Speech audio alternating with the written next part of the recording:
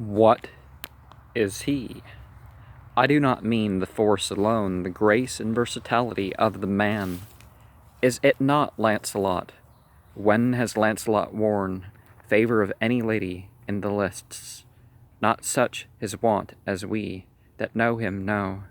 How then, who then, a fury seized them all, a fiery family passion for the name of Lancelot, and a glory one with theirs. They couched their spears and pricked their steeds, and thus, their plumes driven backward by the wind, they make, and moving altogether down upon him, bare as a wild wave in the wide North Sea, green glimmering toward the summit, bears with all its stormy crests that smoke against the skies, down on a bark, and overbears the bark, and him that helms it. So they overbore Sir Lancelot and his charger and spear, down glancing lame the charger, and a spear pricked sharply his own cuirass, and the head pierced through his side, and there snapped and remained. Then Sir Lavaine did well and worshipfully. He bore a knight of old repute to the earth, and brought his horse to Lancelot, where he lay. He up the side, sweating with agony, got, but thought to do while he might yet endure, and being lustily holpen by the rest, his party, though it seemed half miracle, that those he fought with drave his keith and kin, and all the table round that held the lists, back to the barrier. Then the trumpets blew, proclaiming his prize, who wore the sleeve was scarlet, and the pearls, and all the knights his party cried, "Advance and take thy prize, the diamond." But he answered, "Diamond me no diamonds, for God's love a little air. For God's love a little air. Prize me no prizes, for my prize is death. Hence will I, and I charge you, follow me not." He spoke and vanished suddenly from the field, with young Lavaine into the poplar grove. There from his charger down he slid and sat, gasping to Sir Lavaine, "Draw the lance head." "Ah, my sweet lord, Sir Lancelot," said Lavaine, "I dread me, if I draw it, you will die." But he, "I die already with it, draw." Draw, and Lavaine drew, and Sir Lancelot gave a marvellous great shriek, and ghastly groan, and half his blood burst forth, and down he sank, for the pure pain, and wholly swooned away. Then came the hermit out, and bare him in.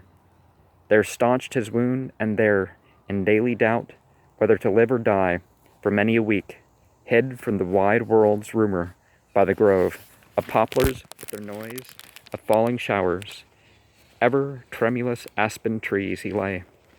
But on that day when Lancelot fled the lists, his party, knights of utmost north and west, lords of waste marshes, kings of desolate isles, came round their great Pendragon, saying to him, "Lo, sir, our knight, through whom we won the day, hath gone sore wounded, and hath left his prize, untaken crying, that his prize is death. Heaven hinder," said the king, "at such an one, so great a knight as we have seen today. He seemed to me another Lancelot, yea, 20 times I thought him Lancelot. He must not pass uncared for. Wherefore rise, O Gawain, and ride forth, and find the knight. Wounded and wearied, needs must he be near. I charge you that you get at once to horse. And knights and kings, there breathes not one of you will deem this prize of ours as rashly given. His prowess was too wondrous. We will do him no customary honor, since the knight came not to us, and of us to claim the prize. Ourselves will send it after. Rise and take this diamond, and deliver it, and return, and bring us where he is and how he fares, and cease not from your quest until ye find. So saying, from the carven flower above, to which it made a restless heart, he took, and gave the diamond. Then from where he sat at Arthur's right, with smiling faces arose.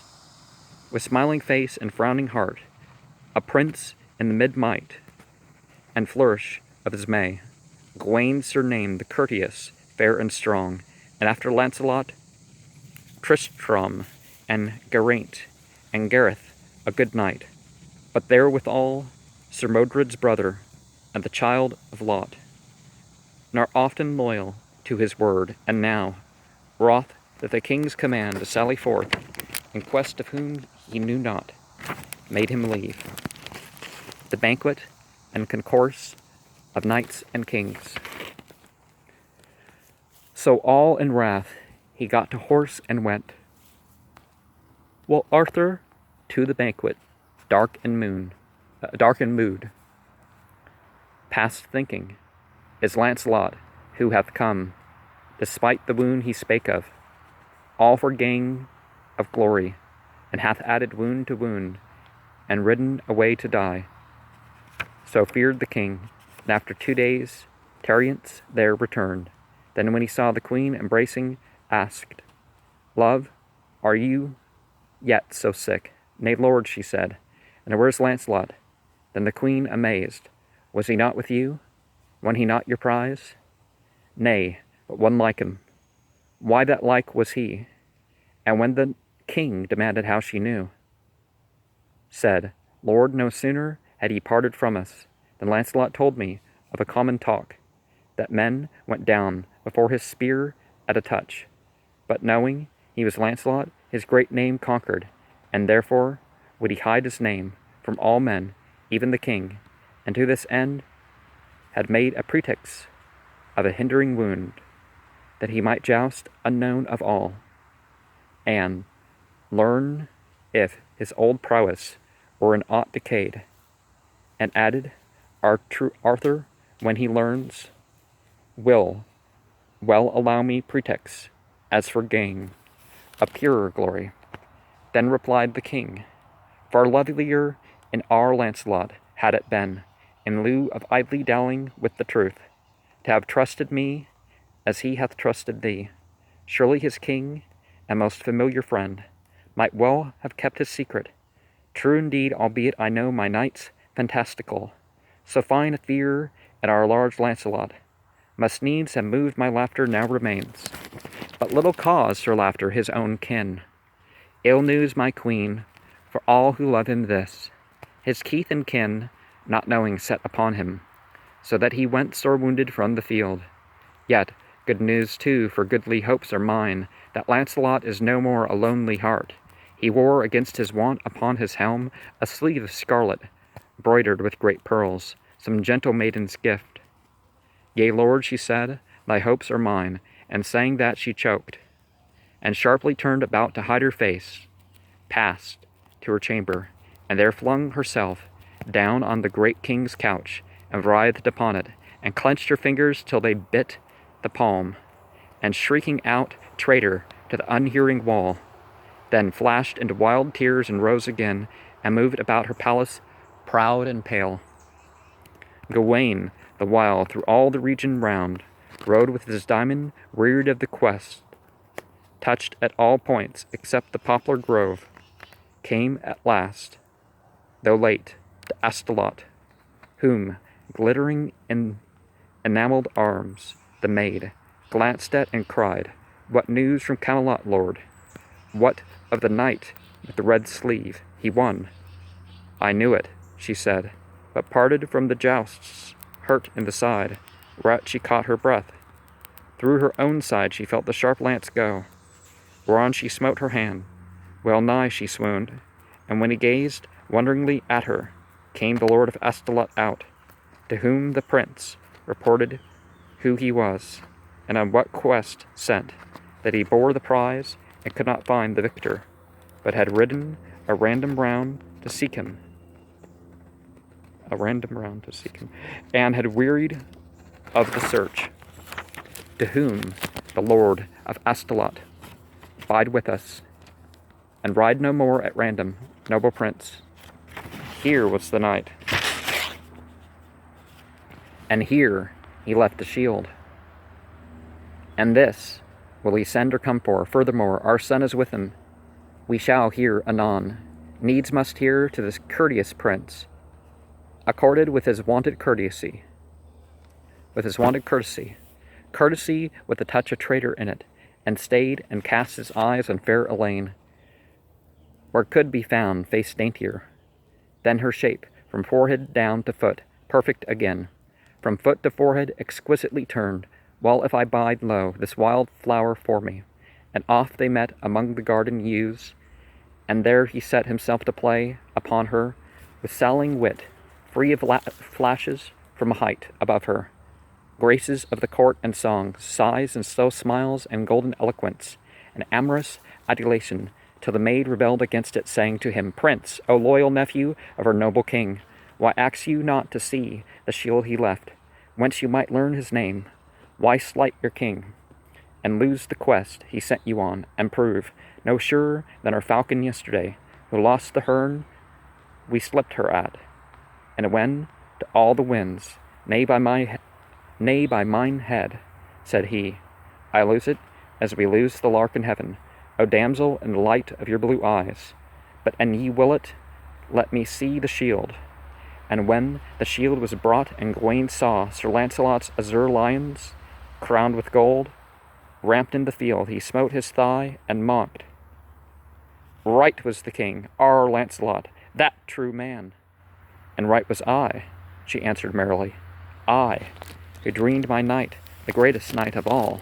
And if I dreamed, said Gawain, that you love this greatest knight, your pardon, lo, ye know it. Speak therefore, shall I waste myself in vain? Full simple was her answer, what know I? My brethren have been all my fellowship, and I, when often they have talked of love, wished it had been my mother, for they talked. Me seemed of what they knew not, so myself I know not, if I know what true love is. But if I know then, if I love him not, I know there is none other I can love. Yea, by God's death, said he, if ye love him well, but would not, knew ye what all others know, and whom he loves, well, I love not those that die, right? Or at least I, don't consider anything a god that is going to die or be born. So be it, cried Elaine, and lifted her fair face, and moved away. But he pursued her, calling, say a little. One golden minute's grace, he wore your sleeve. Would he break faith with one I may not name? Must our true man change like a leaf at last? Nay, and now, why then, far be it from me, to cross our mighty Lancelot in his loves. Now, if you love God, then you can love creation, but loving something only for itself, that's, what I mean.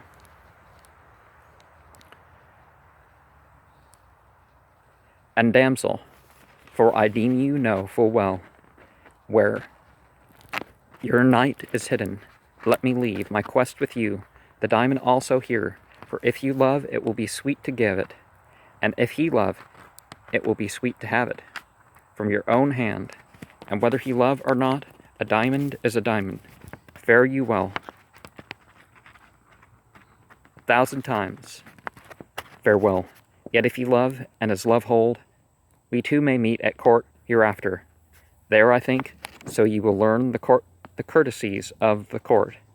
We two shall know each other. Then he gave, and slightly kissed the hand to which he gave, the diamond, and all wearied of the quest, leapt on his horse, and caroling as he went, a true love ballad, lightly rode away. Thence to the court he passed. There told the king what the king knew, Sir Lancelot is the knight, and added, Sir, my liege, so much I learnt, but failed to find him, though I rode all round the region, but I lighted on the maid, whose sleeve he wore. She loves him, and to her, deeming our courtesy is the truest law, I gave the diamond, she will render it. For by mine head she knows his hiding place. The seldom frowning king frowned and replied, Too courteous, truly, ye shall go no more on quest of mine, seeing that ye forget. Obedience is the courtesy due to kings. He spake and parted, wroth, but all in awe. For 20 strokes at the blood without a word, lingered that other, staring after him, then shook his hair, strode off, and buzzed abroad. About the maid of Astolat and her love, all ears were pricked at once, all tongues were loosed. The maid of Astolat loves Sir Lancelot. Sir Lancelot loves the maid of Astolat. Some read the king's face, some the queen's, and all had marvel what the maid might be, but most presumed her as unworthy. One old dame came suddenly on the queen with the sharp news, she that had heard the noise of it before, but sorrowing Lancelot should have stooped so low, marred her friend's aim with pale tranquillity. So ran the tale like fire about the court. Fire and dry stubble, a 9 days' wonder flared, till even the knights at banquet twice or thrice forgot to drink to Lancelot and the queen, and pledging Lancelot and the lily maid, smiled at each other, while the queen, who sat with lips severely placid, felt the knot climb in her throat, and with her feet unseen crushed the wild passion out against the floor beneath the banquet where all the meats became as wormwood, and she hated all who pledged, but far away the maid in Astolat, her guiltless rival, that that ever kept the one day seen Sir Lancelot in her heart, crept to her father, while he mused alone, sat on his knees, stroked his grey face, and said, Father, you call me wilful, and the fault is yours, who let me have my will. And now, sweet father, will you let me lose my wits? Nay, he said, surely. Wherefore let me hence, she answered, and find out our dear Lavaine. You will not lose your wits for dear Lavaine. Bide, answered he. We needs must hear anon of him, and of that other.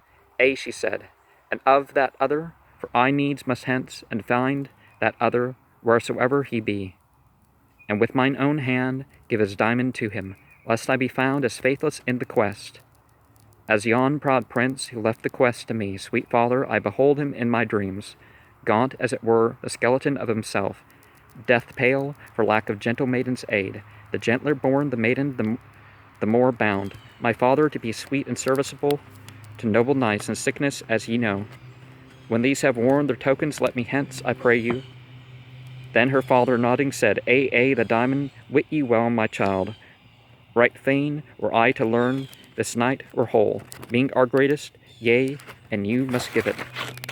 And sure, I think this fruit is hung too high for any mouth to gape for, save a queen's. Nay, I mean nothing. So then, get you gone. Being so very wilful, you must go. Lightly, her suit allowed, she slipped away, and while she made her ready for her ride, her father's latest word hummed in her ear. Being so very wilful, you must go, and changed itself and echoed in her heart. Being so very wilful, you must die. But she was happy enough and shook it off, as we shake off the bee that buzzes at us. And in her heart she answered it, and said, What matter, so I help him back to life. Then far away with good Sir Tor for guide, rode o'er the long backs of the bushless downs to Camelot, and before the city gates came on her brother with a happy face, making a roan horse caper and curvet, for pleasure all about a field of flowers, whom, when she saw Lavaine, she cried, Lavaine, how fares my lord Sir Lancelot? He amazed. Tora and Elaine, why here? Sir Lancelot, how know ye my lord's name is Lancelot? But when the maid had told him all her tale, she then turned Sir Tor, and being in his moods, left them, and under the strange statued gate, where Arthur's wars were rendered mystically, passed up the still rich city to his kin, his own far blood, which dwelt at Camelot, and her, Lavaine, across the poplar grove, led to the caves, And first she saw the casque of Lancelot on the wall, her scarlet sleeve, though carved and cut, and half the pearls away, streamed from it still, and in her heart she laughed, because he had not loosed it from his helm, but meant once more perchance to tourney in it. And when they gained the cell wherein he slept, his battle writhen arms and mighty hands lay naked on the wolfskin, and a dream of dragging down his enemy made them move. Then she that saw him lying unsleek, unshorn, gaunt as it were the skeleton of himself, uttered a little tender, dolorous cry. The sound not wanted in a place so still woke the sick knight, and while he rolled his eyes, yet blank from sleep, she started to him, saying, "Your prize, the diamond sent you by the king." His eyes glistened, she fancied, "Is it for me?" And when the maid had told him all the tale of king and prince the diamond sent, the quest assigned to her, not worthy of it, she knelt full lowly by the corners of his bed, and laid the diamond in his open hand. Her face was near, and as we kiss the child that does the task assigned, he kissed her face. At once she slipped like water to the floor. "Alas," he said, "your ride hath wearied you. Rest must you have." "No rest for me," she said. "Nay, for near you, fair lord, I am at rest." And what might she mean by that? His large, dark, black eyes, yet larger through his leanness, dwelt upon her till all her heart's sad secret blazed itself in the heart's colors on her simple face. And Lancelot looked, and was perplexed in mind, and being weak in body said no more, but did not love the color woman's love, save one he not regarded, and so turned sighing and feigning asleep until he slept. Then rose Elaine and glided through the fields, and passed beneath the weirdly sculptured gates, for up the dim rich city to her kiln there bode the night, but woke with the dawn. A lot of people don't know what dawn is, so dawn is when the horizontal lines of twilight appear. And passed down through the dim rich city to the fields, thence to the cave. So day by day she passed, in either twilight ghost-like to and fro, gliding in every day she tended him, and likewise many a night. And Lancelot would, though he called his wound a little hurt, whereof he should be quickly whole at times, brain feverous in his heat and agony, seemed uncourteous even he, but the meek maid sweetly forbore him ever, being to him meeker than any child to a rough nurse, milder than any mother to a sick child, and never woman yet, since man's first fall, did kindlier unto man. But her deep love unbore her, till the hermit, skilled in all the simples and the science of that time, told him that her fine care had saved his life. And obviously being nice and all that is tend to get further than this whole empowerment thing. And the sick man forgot her simple blush, would call her friend and sister sweet Elaine, would listen for her coming and regret her parting step, and held her tenderly, and loved her with all love, except the love of man and woman when they love their best, closest and sweetest, and had died the death in any knightly fashion for her sake. And peradventure, had he seen her first, she might have made this and that other world another world for the sick man. But now the shackles of an old love straitened him, his honor rooted in dishonor stood, and faith unfaithful kept him falsely true. Yet the great knight in his mid-sickness made full many a holy vow and pure resolve. These, as but born of sickness, could not live. For when the blood ran lustier in him again, full often the bright image of one face, making a treacherous quiet in his heart, dispersed his resolution like a cloud. Then, if the maiden, while that ghostly grace beamed on his fancy, spoke, he answered not, or short and coldly, she knew right well, what the rough sickness meant. But what this meant she knew not, and the sorrow dimmed her sight, and drave her ere her time across the fields, far into the rich city, where alone she murmured, vain and vain, it cannot be. He will not love me, how then? Must I die?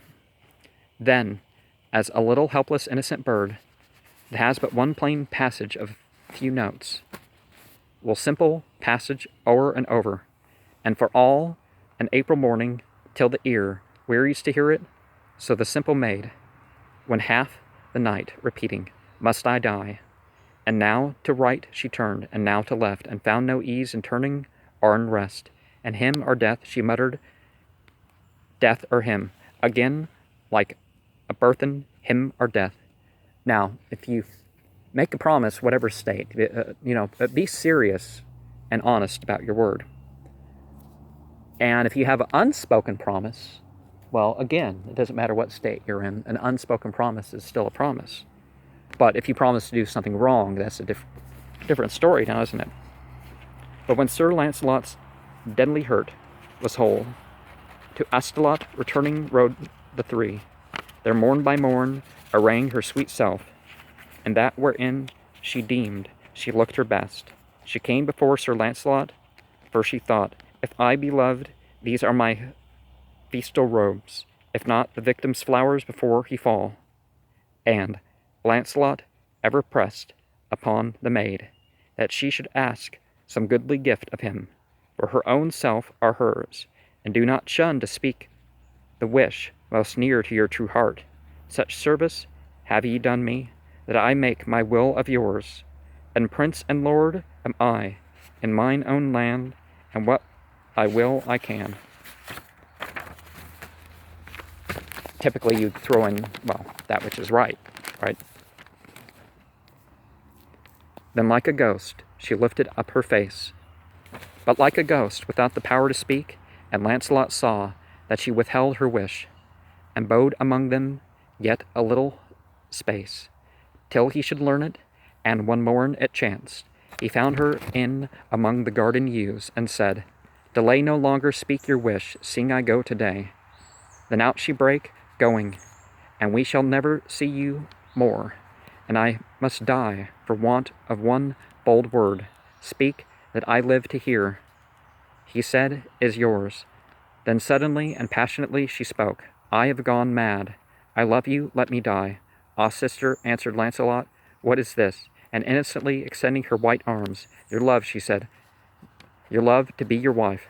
And Lancelot answered, had I chosen to wed, I had been wedded earlier, sweet Elaine, but now there will never be wife of mine.